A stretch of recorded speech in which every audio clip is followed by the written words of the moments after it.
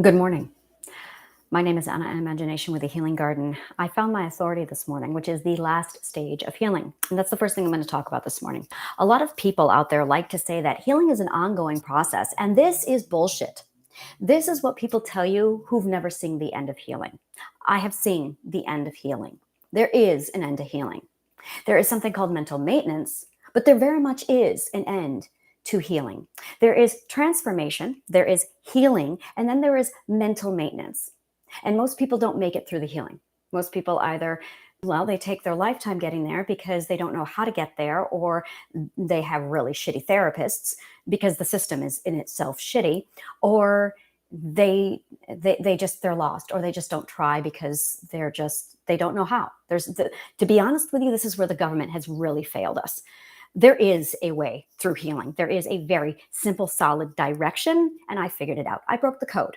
This isn't arrogance. This is confidence. This is pride, because I found something.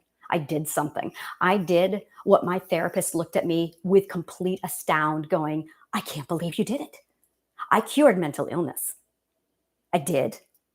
I am in the process of starting to do my research to prove it, but I am patient zero. And I've had my therapists look at me many times completely just confused as to how I can even exist. I have earned my place. So I'm going to make this very clear to you. There are 3 stages of healing. There is life transformation, which is actually what most of you are trying to do. Life transformation is a whole nother level of healing. Healing is when you cut your finger and you put a Band-Aid on it and you watch it heal, you take it off. The finger has a scar on it still. This is great because I actually have a scar on my thumb. So the scar is there, but in essence, my hand did not change. Now, an amputee losing their hand, that's a transformation. That's a full life transformation. Okay. That's the difference between healing and transformation. Okay. When you transform, you're actually amputating massive chunks of your life, your lifestyle, out of your identity. And you are rebuilding your identity up into a solid foundation so you can build the life you want. That is transformation. Healing is, sadly, when we lose a loved one. And there is the you before that person passed away. And then there is the future you after you have adapted to that loss. And if you compare past A to future, or past you to future you, they are relatively almost the same person. You just have this scar over your heart where that person used to be. That's healing. Okay. We need to start using the proper vocabulary. That's the first rule. Okay. So, what you're really doing isn't healing, it's transformation. And transformation is a process, and it requires shadow work, and it requires a complete rip down, breakdown, pulling apart, and rebuilding, laying the foundation and then rebuilding upon that. It's a process. There is a beginning and there is an end. Okay. This is not infinity. Now, after you achieve your dream lifestyle, setting that aside, the next stage after that is called mental maintenance, which is what billionaires do, which is what Tony Robbins does. Tony Robbins has had trauma. Look at that man. He's had trauma. Everyone has had trauma. This delusion that, oh, mental illness is always there and you're always going to, no, there's an end. Just because your therapist is incompetent doesn't mean that you cannot be healed. It means there's information out there that they lack. It's the same information that I found, applied, and now I apply it to others. So this societal gaslight bullshit out there of you're always going to be healing is bullshit. There's an end. The last stage of healing, the last stage of transformation, is called authority. It's when you finally take back your authority. The problem is a lot of people who have been mentally abused mistake authority for aggression. Most people think that authority is arrogance, which is why I get a lot of people looking at me going, wow, you're so arrogant. It's because you are desensitized to authority, because authority was taken from you. Authority was taken to you at birth. It's supposed to be taken from you.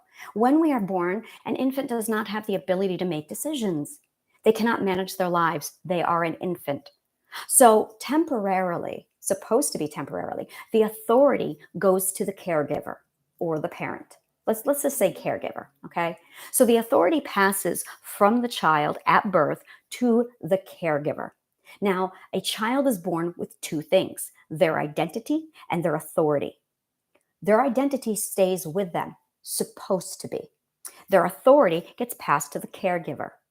When that child is raised in a loving and beautiful home, so that by the time they're 12 to 15 years old, the authority is supposed to be handed very slowly back to the child, so that by the child is 20, their full authority has been fully restored to them.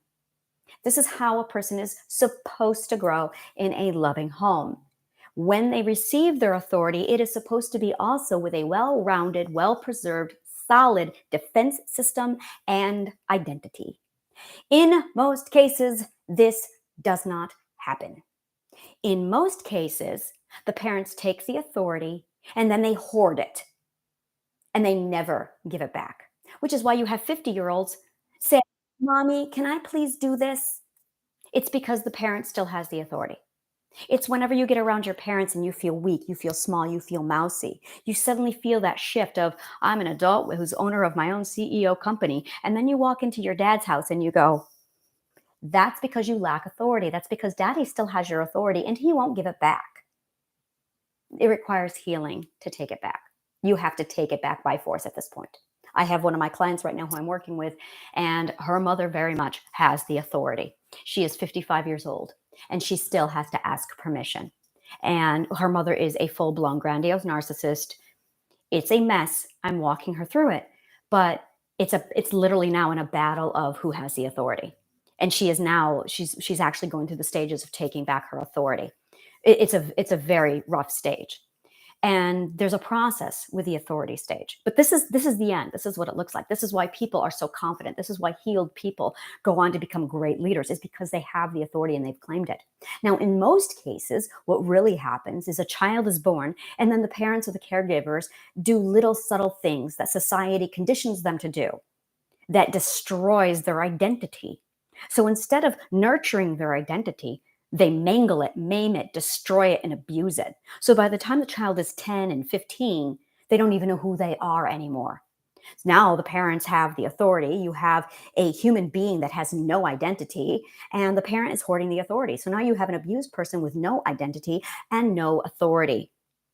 In most cases, that's you. In most cases, that's everybody. An abused, unknown identity, and parents hoarding the authority. So healing is actually a transformation, because the life you have at age 35, when the midlife crisis finally hits, because your identity is going, I'm here and I need to wake up and exist, is finally you sitting there in your home at age 35 going, wow, my life sucks. I really need to change things. And you think it's just buying a new house. You think it's just changing an attitude or just picking up meditation. And it's not. What you're really doing is going on a massive manhunt inside of your head, ripping apart your subconscious, because you're going to find every little piece of your identity and you're going to take it back. And when you're done, you're going to take back your authority, which mommy and daddy are still hoarding in their house at 70 years old. It's a process. This is transformation. The problem is the life you have right now surrounding you reflects a broken version of you, reflects a damaged version of you, reflects the identityless and the authorityless version of you. So it's not going to fit you when you heal, when you transform. So you do the mental work, you do the shadow work, you go into your head, you rip everything apart, you find who you are, you find your name, you find your loves, you find your ethics, you find your beliefs, you remove the toxic beliefs, you alter and shape your new reality and your new perspective, and you lay the foundation and you know who you are. That is the knowing. When you get to the knowing, you're almost at the end. The next stage after that is the belonging. When you realize who you are to the point where you know where you are supposed to be and where is your home and where you belong, then it's time for the authority.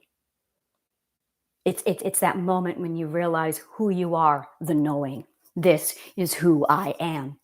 This is the last stage of healing. This is what it looks like. It's in 3 parts: the knowing, the belonging, the authority. It's when you finally know who you are. And suddenly everything you have doesn't fit it because you had an unidentified version of yourself that supported your abuser's perspectives. And now you have you.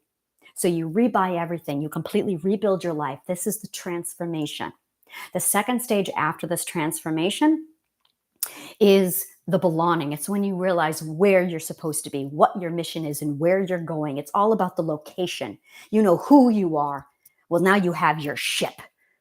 You are the captain. No, not yet, not yet. That's the authority. Yeah, imagine this analogy is you have a ship, and that ship is your identity. Absolutely, 100%. You know every little nook and cranny of that ship. You know the helm. You know every part of it. You know the captain's quarters, and you've designed the ship completely on your own. It is your ship. Now, the ship may be in dock, and you don't know where you're going. You don't know what country is yours. You don't know what ocean is yours. Where is home? Home is where you belong and where your destination is, your purpose. Now, for me, I have an awesome ship. I love my ship, and my ship is very beautifully settled right in the harbor of New York City.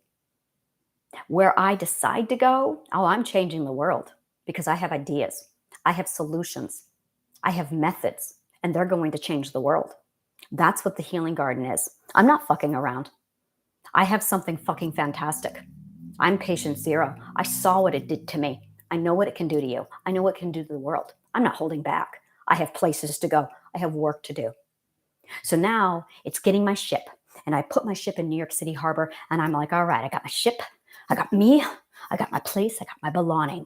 I got my knowing. And I've got my belonging. Now I'm taking the helm.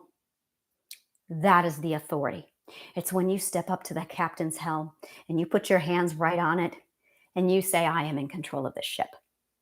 And that's when you lay down the gauntlet, you take off the gloves, and you tell everyone to back the fuck off because you know who you are and you know where you're going and you know what you're doing.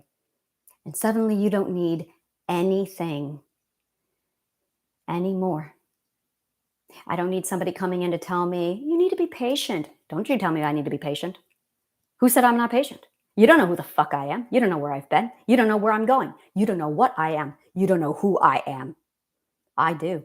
You are in no position to advise me. And that is the difference between not being healed and being healed. A person who heals does not require the opinions and the advice of others because I know. A person who is not healed needs constant advice, needs constant direction because they don't know what their ship is, because they don't know where they are. They don't know where they belong. And they sure as hell do not have any kind of control over that ship. So they need constant advice. So you spouting out advice to other people is actually projections of you needing your own advice because you don't know where to go. You giving advice to other people constantly, unsolicited, is very much you projecting your need for advice onto others. You are living vicariously through others. You hope somebody will advise you. So you purposely advise others because you think this is what I need. You have successfully projected your needs onto others. Well, this is my ship. I have earned it. My Facebook group, my YouTube channel, my direction, my goal, my dreams, my ship. I know who I am. I know what's been done to me. I know what road I have walked. And the information that I have available on the internet, with the exception of Broken, no one knows my path. You want to know my path? Read Broken, if you can handle it. And I'm telling you, cautious. Most people cannot handle my book. It is that trigger happy. And in fact, there is one event that I still left out of Broken. One event that was so, at the time that I wrote Broken, my subconscious mind would not even allow me to have it. I have 2 particular events in Broken that are omitted. So you could read Broken, you could see part of my path, and you still would not have the full picture because there are still 2 events in Broken that I omitted because they were that traumatic. So when you read about me being tortured as a sex slave for 6 months, or you read about me being raped on 9/11 and what that was like, It's still not the worst of what I endured. So I have looked for mentors my whole life. I have looked for people to advise me my whole life. And what I learned, what took me 43 years to learn, was that I am one of a kind. I am absolutely one of a kind. I have no peers. I've looked. It has been very fucking lonely. And I had to learn how to process that loneliness and live with it. And it's simple. I am so lonely because I am meant to be on top and to lead. Because only I have seen what fucking horrors I have seen to understand and to know where I need to go. So there is an end to healing. Don't let people tell you otherwise.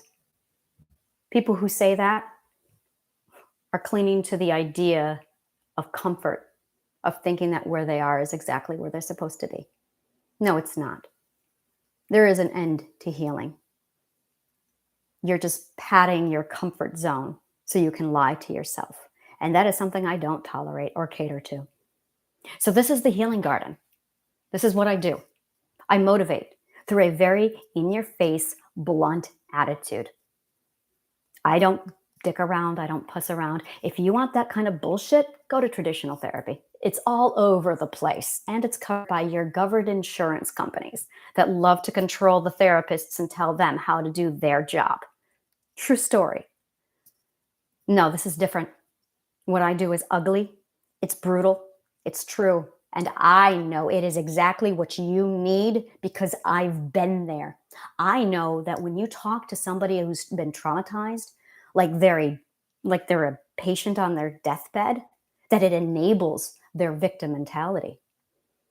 I don't treat people who are dying on their deathbed like they're dying on their deathbed because then they'll think be gentle. Don't retraumatize. Oh, no, no, no, no, no, no, no, no. No, no, no. I know what they're capable of. They're not broken. They're just tired. I know. I've slept in the sewer many times. This is authority. It's when you realize that you have earned your place as a leader. It's when you realize that you are top dog because no one is in a position to tell you where you're going or what you are or what should be. Because I took psychology, I took the subconscious mind, I took the fear, I took darkness, and I made them my little fucking bitches. I did. Now I stand at the top and I teach everyone else how it's done. Because your options right now are traditional therapy, which is fine. Okay. Religion, holistic, it's all there. It's been there for thousands of years. And then there's my way, which is new, which is different. But hey, if you think you know better, oh, by all means, it's all over the place. You've tried it. It's there. If you want something new, if you want something different, that's where I come in. Now, I'm going to be the first to tell you, if you have a problem with suicide, you really need to contact a medical professional. I do not want the responsibility of suicidal ideation. That is a whole different story. I don't touch it. I have always made it very clear that the healing garden is not for those who suffer from suicidal ideation. I don't. I've been there. Now, there's a way I handle suicidal ideation, but it's hit or miss. And I don't want the responsibility. So that's where I say, go talk to a healthcare professional, please. I don't want the responsibility. Once you have been through a healthcare professional and once you get to a point where you have your head in the right place, then come to me. I'll kick your ass. I know how to get out of here. I know the door. I know exactly what we need to put everything together, get the arsenal together, and start walking towards the door. I know how to take a hope thread and turn it into something to hang on to so you can inspire and motivate yourself to get out the door. It's just your dreams. Just dream.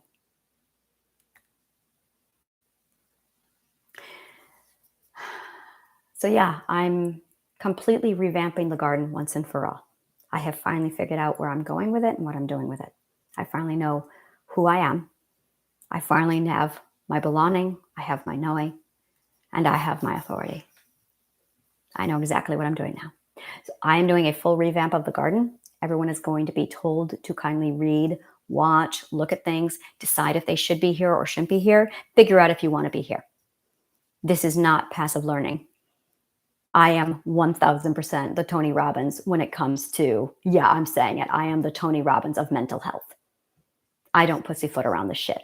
I'm dead serious about getting in your face, being blunt, and saying the things that no one else dares says to you.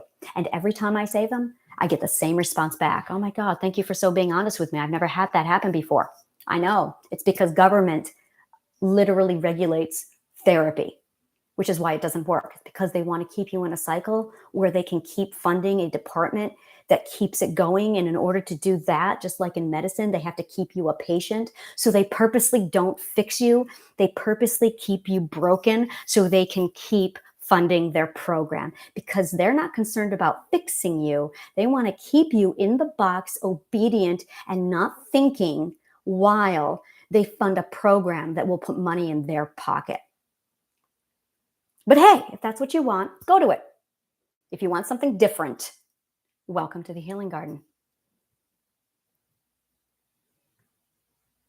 It's really time for you to figure out what you want to do. Because as of today, the gloves are coming off. And I'm going to be doing motivational, inspirational writings. I'm going to be doing motivational speeches. I'm going to be pulling out all of my intensity. I am not going to shrink myself or cap myself for one more goddamn person, because this is my fucking ship. And I know how to run it because I built it with my bare hands. Thank you so much for your time. My name is Anna Imagination with the Healing Garden. Join me over in my Facebook group. That's where I do a lot of my daily everything. And I'm putting together masterclasses and power courses where I literally motivate you through your healing. And I have no tolerance for arguing, because arguing is actually me talking to your narcissist who abused you. And that's something I don't do. I want to talk to your identity. I want to talk to the poor person inside of you who has been so abused that you don't even know is there. But I do. And that's who I want to talk to. That is who I want to reach into your head, pull out and show you, hey, you have a beautiful identity here that you have been forced to throw away. That is who you are. And that is who I am trying to get to. But I have to get around your obnoxious, narcissistic abusers to get to that identity in your head. That's my challenge. And I don't know about you, but being quiet and meek with a narcissist has never worked. See, I know this because I had to do this. So I know how to get around the narcissists in your head. And it's not quiet and gentle and meek. That's what the narcissist wants you to think is the approach, because the government, which is an actual body of narcissism, is actually wanting us to do, which is why they do it in the therapy office. Yeah, there's a lot of little dirt that I dug out on therapy today in psychology. And then I sat down with my therapist and went, so is it true that if the insurance doesn't actually acknowledge a medical diagnosis, that they won't cover it for my insurance? So you purposely misdiagnosed me so I don't get a bill? And my therapist went, yeah, right. Which is why they wouldn't diagnose me with borderline personality for a few years, because she didn't want to stick me with a bill that my medical insurance wouldn't cover. True story. I know all the dirt on psychology. It's why I don't work for them. It's why I do it my way.